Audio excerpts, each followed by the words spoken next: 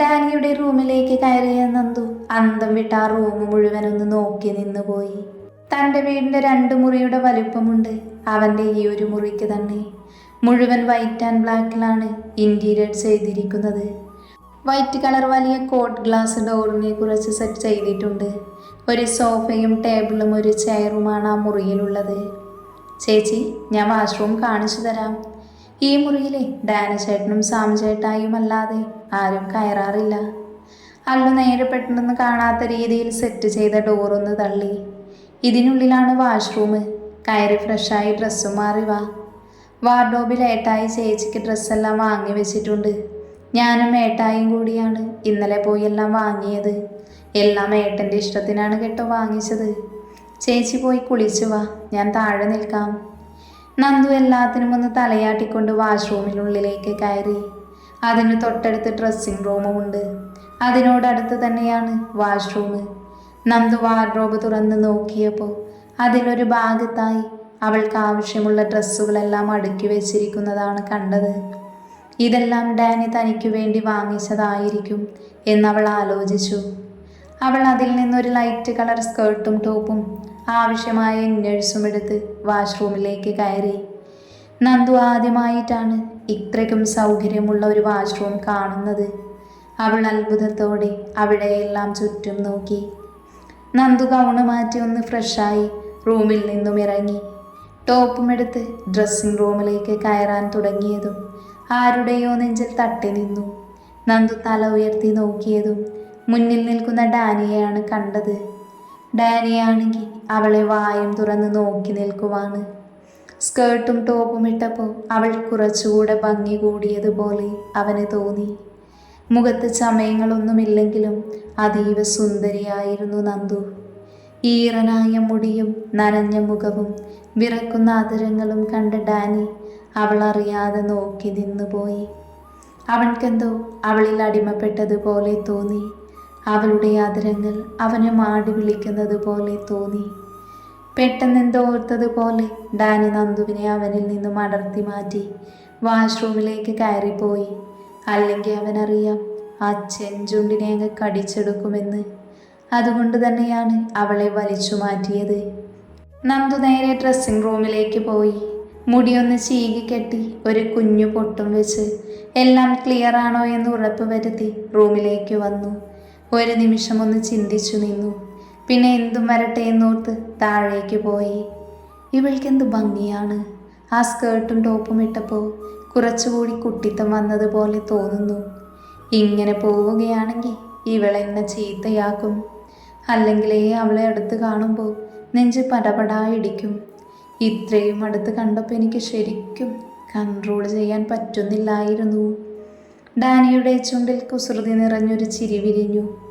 കർത്താവേ, അവളോട് പ്രതികാരം എന്നൊക്കെ പറഞ്ഞിട്ട് അവസാനം സ്നേഹം കാണിച്ച് ചെന്നാലേ അവളെന്നെ കൊല്ലുമോ ആവോ.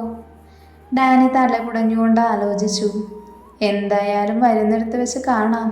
സ്നേഹം പ്രകടിപ്പിക്കാനുള്ളതല്ലേ. പക്ഷേ അത്ര പെട്ടെന്നൊന്നും പെണ്ണ് വീഴില്ല.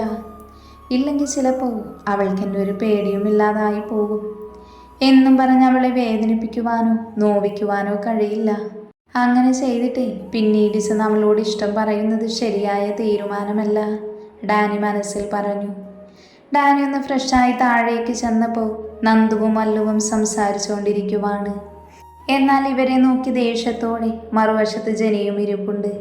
അത് കണ്ടതും ഡാനിയുടെ ചുണ്ടിൽ പുച്ഛത്തോടെ ഒരു ചിരി വിരിഞ്ഞു. ഡാനി നേരെ പപ്പയുടെ അടുത്തേക്കാണ് പോയത്. പപ്പ ഓഫീസ് റൂമിൽ ഉണ്ടാകുമെന്ന് അവനുറപ്പായിരുന്നു. അതുപോലെ തന്നെ അയാൾ അവിടെ ഉണ്ടായിരുന്നു. പപ്പ, ഡാനി ജോർജിനെ വിളിച്ചു. എന്താ മോനെ? അത് പപ്പ, ഞാൻ ചെയ്തത് തെറ്റാണെങ്കിൽ ക്ഷമിക്കണം. പപ്പയോട് പറയാൻ പറ്റിയില്ല. പറഞ്ഞാൽ അമ്മയറിയുമോ എന്ന് പേടിയായിരുന്നു. അതുകൊണ്ടാണ് നേരത്തെ ഒന്നും പറയാതിരുന്നത്. അത് കേട്ടതും ജോർജിൻ്റെ ചുണ്ടിൽ പുഞ്ചിരി വിരിഞ്ഞു. ഏയ്, എനിക്കറിയാലോ എൻ്റെ മോനെ. മോൻക്ക് ശരിയെന്ന് തോന്നുന്നത് ചെയ്തോ. എന്തിനും സപ്പോർട്ടായി പപ്പ കൂടെ ഉണ്ടാകും. പിന്നെ എനിക്ക് മോളെ ഒത്തിരി ഇഷ്ടമായിട്ടോ. എൻ്റെ മോനെ വരച്ച വരയിൽ നിർത്താൻ പറ്റിയൊരു കാന്താരിയാണവൾ. പപ്പ, അവൻ കെറുവോടെ വിളിച്ചു. അതല്ലടാ, എൻ്റെ മോനെ കുറച്ച് കുരുത്തക്കേടില്ലേ, അതൊക്കെ എൻ്റെ മോള് നോക്കി ശരിയാക്കിക്കോളുമെന്നാണ് പപ്പ ഉദ്ദേശിച്ചത്. അതിനവനൊന്ന് അമർത്തി മൂളി. പപ്പ അവളുടെ സൈഡാണല്ലേ, ഞാൻ ശരിയാക്കി തരാം. അതും പറഞ്ഞ് ഡാനി അവിടെ നിന്നും ഇറങ്ങിപ്പോന്നു. ഈ ചെക്കൻ്റെ ഒരു കാര്യം. കസേരയിലേക്ക് ചാരിയിരുന്നു കൊണ്ട് ജോർജ് മനസ്സ് നിറഞ്ഞ് പുഞ്ചിരിച്ചു. ഡാനി നേരെ നന്ദുവിൻ്റെ അടുത്തേക്ക് നടന്നു. ഡാനി വന്ന് സോഫയിൽ നന്ദുവിനോട് ചേർന്നിരുന്നു. പെട്ടെന്ന് നന്ദു അവനിൽ നിന്നും നീങ്ങിയിരിക്കാൻ ശ്രമിച്ചതും ഡാനി അവളുടെ ഇടുപ്പിലൂടെ കൈയിട്ട് അവനോട് ചേർത്തിരുത്തി. ഇതുകണ്ട് ജെനി നന്ദുവിനെ പകയോടെ നോക്കി. ഡാനിയാണെങ്കിൽ അവളെ നോക്കി പുച്ഛിച്ച് ചിരിച്ചു. എന്നിട്ട് നന്ദുവിൻ്റെ ഇടുപ്പിൽ നിന്നും കൈയെടുത്ത് തോളിലേക്ക് കൈയിട്ട് ചേർത്തു നിർത്തി. നന്ദു കുതറാൻ നോക്കിയതും ഡാനി അവളെ രൂക്ഷമായി നോക്കിയിട്ട് ജെനിയുടെ നേരെ കണ്ണു കാണിച്ചു. കോൺട്രാക്റ്റ് കല്യാണത്തിന് മാത്രമാണ് ഞാൻ സമ്മതിച്ചത്, അല്ലാതെ ഇയാൾക്ക് തോന്നുമ്പോൾ തൊടാനും പിടിക്കാനുള്ള ലൈസൻസ് അല്ലത്. നന്ദു ദേഷ്യത്തോടെ ഡാനിയുടെ ചെവിക്കരികിൽ പറഞ്ഞു. ഡാനിക്ക് അത് കേട്ട് ദേഷ്യം വന്നെങ്കിലും അവൻ ജെനിയെ കാണിക്കാനായി നന്ദുവിൻ്റെ മുഖത്തേക്ക് മുഖം അടുപ്പിച്ചു. നന്ദു ഒന്ന് ഞെട്ടിക്കൊണ്ട് പുറകിലേക്ക് മാറാൻ ശ്രമിച്ചു. എന്നാൽ അതിന് സമ്മതിക്കാതെ ഡാനി അവളുടെ ചെവിക്കരികിൽ വന്ന് അവളുടെ കാതോരം പറഞ്ഞു. ഭാര്യയായിട്ട് വരാനാണ് പറഞ്ഞത്, അല്ലാതെ ചുമ്മാ ഒരു കോൺട്രാക്റ്റ് അല്ല. ഇവിടെ നീ എത്ര കാലം താമസിക്കുന്നു അത്രയും നാളും നീ എൻ്റെ ഭാര്യയാണ്.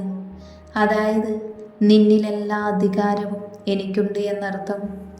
അതായത് നിന്നെ എനിക്ക് എന്തും ചെയ്യാം. ഒരു ഭർത്താവ് ഭാര്യയെ എന്തൊക്കെ ചെയ്യുമോ അതൊക്കെ. മനസ്സിലായോ നിനക്ക്?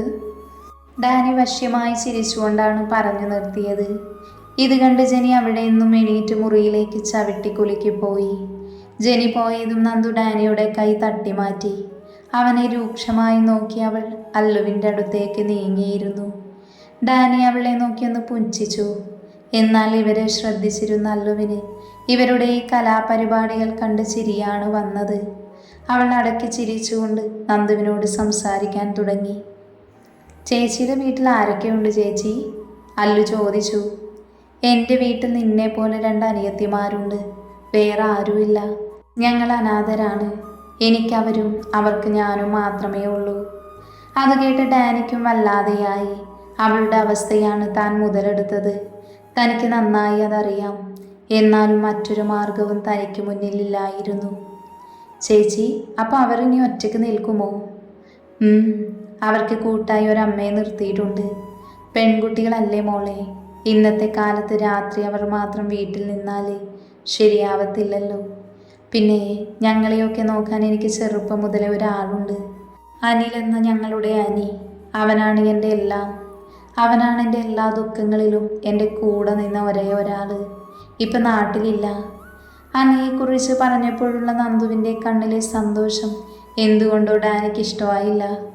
ഓഹോ, അപ്പം അങ്ങനെയാണല്ലേ ചേച്ചി കാര്യങ്ങൾ. ശരിക്കും നിങ്ങൾ രണ്ടും ഇഷ്ടപ്പെട്ട് തന്നെയാണോ കല്യാണം കഴിച്ചത്? അല്ലൊരു കള്ളച്ചിരിയോടെ ഡാനിയെ ഉള്ളികണ്ണാലെ നോക്കിക്കൊണ്ട് ചോദിച്ചു. എന്നാൽ ഇത് കേട്ട നന്ദുവിന് എന്തു പറയണമെന്നറിയാതെ പോയി. ഞാൻ അറിഞ്ഞിരുന്നില്ല മോളെ നിന്റെ ഏട്ടായി ഇത്രക്കാരനാണെന്ന്. നന്ദു നിഷ്കളങ്കത വാരി വിതറി അല്ലുവിനോട് പറഞ്ഞു. എന്നാൽ ഇത് കേട്ട ഡാനിയും വാ തുറന്നിരുന്നു പോയി. ഇവൾ ഇങ്ങനെയൊക്കെ കള്ളം പറയുന്നു അവനറിയാതെ ചിന്തിച്ചു പോയി. നന്ദു അവനെ നോക്കി നന്നായി ഒന്ന് പുച്ഛിച്ചു. നിന്നെ എൻ്റെ കയ്യിൽ കിട്ടും, അപ്പോൾ നിനക്ക് അതിനുള്ള മറുപടി ഞാൻ തന്നിരിക്കും കേട്ടോ ശ്രീനന്ദ. അപ്പം നീ അറിയും ഞാൻ എങ്ങനെയുള്ള ആളാണെന്ന്. ഡാനി അവളുടെ കാതോരം പതിയെ പറഞ്ഞു. എന്താ ഏട്ടായി രഹസ്യം പറയുന്നത്? ഉറക്കെ പറയ്, എനിക്ക് കൂടി കേൾക്കണം. അല്ലു കുറുമ്പോടെ പറഞ്ഞു. അതൊക്കെ മോളെ സീക്രട്ട് അല്ലേ. നിന്റെ ചേച്ചിക്കത് നന്നായി മനസ്സിലായി കാണും. ഇല്ലെങ്കിൽ ഈ ഏട്ടായി മനസ്സിലാക്കി കൊടുക്കും അല്ലേടി? ഡാനി ഒരു കള്ളച്ചിരിയോടെ നന്ദുവിനെ നോക്കി പറഞ്ഞു. അവൻ്റെ നോട്ടത്തിൽ നിന്ന് തന്നെ നന്ദുവിന് മനസ്സിലായി എന്തോ ഒരു പണി തരാനാണ് അവൻ്റെ ഈ അഭിനയമെന്ന്. എന്നാൽ നിങ്ങൾ സംസാരിച്ചിരിക്കുമോളെ, ഞാൻ അമ്മച്ചിയുടെ റൂമിലുണ്ടാകും. പിന്നെ ശ്രീനന്ദ കുറച്ച് കഴിയുമ്പോൾ ഒരു കോഫിയുമായി എൻ്റെ റൂമിലേക്ക് വരണം. ഡാനി ഗൗരവത്തോടെ അതും പറഞ്ഞ് എണീറ്റ് പോയി. ഡാനി നേരെ അമ്മച്ചിയുടെ മുറിയിലേക്കാണ് പോയത്. അമ്മച്ചി എന്തുണ്ട്, ഉറങ്ങുവാണോ? പോടാ ചെക്ക, വല്ലപ്പോഴും നീ വന്നിവിടെ ഇരിക്കുമ്പോഴുള്ള ആശ്വാസം മാത്രമേ ഈ അമ്മച്ചിക്കുള്ളൂ. അവർ വേദനയുള്ള പുഞ്ചിരിയോട് അവനോട് മറുപടി പറഞ്ഞു. എൻ്റെ അമ്മച്ചിക്ക് എന്തിനും ഏതിനും ഞാനില്ലേ, പിന്നെന്താ പ്രശ്നം? അത് കേട്ടതും അവരൊന്ന് പുഞ്ചിരിച്ചു. എടമോനെ, നന്ദുമോളെ കണ്ടിട്ട് പാവം കുട്ടിയാണെന്ന് തോന്നുന്നു. വല്ലാത്ത നിഷ്കളങ്കതയാണ് അവളുടെ മുഖത്തിന്. വളരെ പാവപ്പെട്ട കുടുംബത്തിൽ നിന്നാണെന്ന് കണ്ടാൽ തന്നെ മനസ്സിലാവും. യാതൊരുവിധ അഹങ്കാരങ്ങളും അവളുടെ മുഖത്തില്ല. നീയായിട്ട് ആ കുട്ടിയെ വേദനിപ്പിക്കരുത്. എന്തൊക്കെയോ സങ്കടം അവളുടെ മുഖത്ത് നിന്ന് തന്നെ മനസ്സിലാക്കാൻ പറ്റുന്നുണ്ട്. നീ അവളെ നിർബന്ധിച്ച് വിവാഹമോ കഴിച്ചു. പക്ഷെ ഇനിയുള്ള ജീവിതം നിന്റെ കയ്യിലാണ്. നീ അവളെ പൊന്നുപോലെ നോക്കണം മോനെ. വേദനിപ്പിക്കാൻ എല്ലാവർക്കും കഴിയും, എന്നാൽ സന്തോഷിപ്പിക്കാൻ വളരെ കുറച്ചു പേർക്ക് മാത്രമേ കഴിയൂ. എൻ്റെ മോൻ അവളെ വേദനിപ്പിക്കരുത്, അത് ഈ അമ്മച്ചി ക്ഷമിക്കില്ല. അവർ അവൻ്റെ തലയിൽ തലോടിക്കൊണ്ട് പറഞ്ഞു. എൻ്റെ മേരിക്കുട്ടി, അവളത്ര പാവമൊന്നുമല്ല, അവളൊരു കാന്താരിയാണ്. അമ്മച്ചിക്ക് അത് വഴിയെ മനസ്സിലാവും. ഡാനി പരിഭവത്തോടെ പറഞ്ഞു. നീ അവളെ ഭീഷണിപ്പെടുത്തി കല്യാണം കഴിച്ചതിന് അവൾക്ക് എങ്ങനെയെങ്കിലുമൊക്കെ നിന്നോട് പ്രതികാരം ചെയ്യണ്ടേ മോനെ, വെറുതെ ഒന്നുമല്ലല്ലോ. അവർ ചിരിയടക്കിക്കൊണ്ട് പറഞ്ഞു. ഓഹോ, അപ്പം അമ്മച്ചിയും പപ്പയെ പോലെ അവളുടെ ഭാഗത്താണല്ലേ? ഡാനി മുഖം വീർപ്പിച്ചുകൊണ്ട് അവരെ നോക്കി ചോദിച്ചു. മേരിക്കപ്പോൾ തൻ്റെ പണ്ടത്തെ ഡാനിയെയാണ് ഓർമ്മ വന്നത്. നിസ്സാര കാര്യത്തിന് പോലും പെട്ടെന്ന് വിഷമം വരുന്ന അവരുടെ കുഞ്ഞു ഡാനിയെ, എന്തിനും പരിഭവിക്കുന്ന ആ കുഞ്ഞിമുഖം അവരുടെ മനസ്സിലേക്ക് വന്നു. അവൻ തളർന്നിരുന്ന സമയത്ത് അവന് തന്നെയാണ് ഉയർത്തെഴുന്നേൽക്കാനുള്ള വാശിയും ഉണ്ടായത്. കുറുമ്പുള്ള അവൻ്റെ മുഖം കാണാൻ അവർ ഡാനിയെ നോക്കി ഒന്ന് പുഞ്ചിരിച്ചു. എടാ താന്തോന്നി, നിനക്കൊട്ടും അസൂയയില്ലല്ലോ. അമ്മച്ചി അവനെ കളിയാക്കിക്കൊണ്ട് ചോദിച്ചു. ദേ അമ്മച്ചി, ഞാൻ പോവാം. എന്നെ ആർക്കും വേണ്ടല്ലോ, എല്ലാവർക്കും അവളെ മതി. ഞാൻ കാണിച്ചു തരാം. അതും പറഞ്ഞവൻ പരിഭവത്തോടെ അവിടെ നിന്നും എണീറ്റ് പുറത്തേക്ക് നടന്നു. എങ്കിലും അവൻ്റെ ചുണ്ടിലൊരു കുഞ്ഞു പുഞ്ചിരി ഉണ്ടായിരുന്നു. താൻ സ്നേഹിക്കുന്നവർക്ക് നന്ദുവിനെ ഇഷ്ടമായി എന്നതായിരുന്നു ആ പുഞ്ചിരിയുടെ അർത്ഥം. ഡാനി നേരെ റൂമിലേക്ക് കയറി ബാൽക്കണിയിലെ ഗ്ലാസ് ഡോർ തുറന്ന് ബാൽക്കണിയിലെ സ്വിങ്ങിലിരുന്നു. അപ്പോഴാണ് നന്ദു കോഫിയുമായി മുകളിലേക്ക് കയറി വന്നത്. ഇതെങ്ങനെ അവന് കൊടുക്കുമെന്നുള്ള ചിന്തയായിരുന്നു അവളുടെ മനസ്സു നിറയെ. നന്ദു വാതിൽ തുറന്നതും സ്വിങ്ങിൽ ചാരിയിരുന്ന ഡാനി പെട്ടെന്ന് കണ്ണുകൾ അടച്ചു. നന്ദു വന്നവൻ്റെ പുറകിൽ നിന്ന് പതിയെ വിളിച്ചു. സർ. അവൻ 2-3 വട്ടം വിളിച്ചിട്ടും ഡാനി കേട്ടതായി പോലും നടിച്ചില്ല. കണ്ണുകൾ അടച്ച് അങ്ങനെ കിടന്നു. അവളുടെ ഒരു സാറ്, ഞാനിപ്പോൾ ഓഫീസിലല്ലല്ലോ, എൻ്റെ വീട്ടിലല്ലേ അവൾ, അതും എൻ്റെ ഭാര്യയല്ലേ, എന്നിട്ടും എന്തിനാ ഇവള് എന്നെ സാറെന്ന് വിളിക്കുന്നത്? ഡാനി ദേഷ്യത്തോടെ മനസ്സിലോർത്തു. നന്ദു രണ്ടും കൽപ്പിച്ച് അവൻ്റെ കയ്യിൽ പതിയെ ഒന്ന് തട്ടി. ഡാനി ഉറക്കത്തിൽ നിന്നും ഉണരുന്നത് പോലെ കണ്ണുകൾ തുറന്ന് അവളെ ഒന്ന് നോക്കി. എന്താടി? ഡാനി ഗൗരവത്തോടെ ചോദിച്ചു. സാറ് കോഫി വേണമെന്ന് പറഞ്ഞിരുന്നു, അതുകൊണ്ട് വന്നതാ. നന്ദു അതും പറഞ്ഞ് കോഫി ഡാനിയുടെ നേർക്ക് നീട്ടി. അവിടെ വെച്ചേക്ക്. ഡാനി അവിടെ ഉണ്ടായിരുന്ന ടേബിളിൽ ചൂണ്ടിക്കാണിച്ചുകൊണ്ട് പറഞ്ഞു. നന്ദു കോഫി ടേബിളിൽ വെച്ചു. ഇയാൾക്കെന്താ കയ്യില്ലേ വാങ്ങാൻ? ഞാൻ ആദ്യമായി ഉണ്ടാക്കിക്കൊടുന്ന കോഫി, എന്നിട്ടോ ഒരു പുച്ഛം. ഇയാളുടെ സ്ഥായിഭാവം ഇത് തന്നെയാണ്, ദേഷ്യവും പുച്ഛവും. വൃത്തികെട്ടവൻ.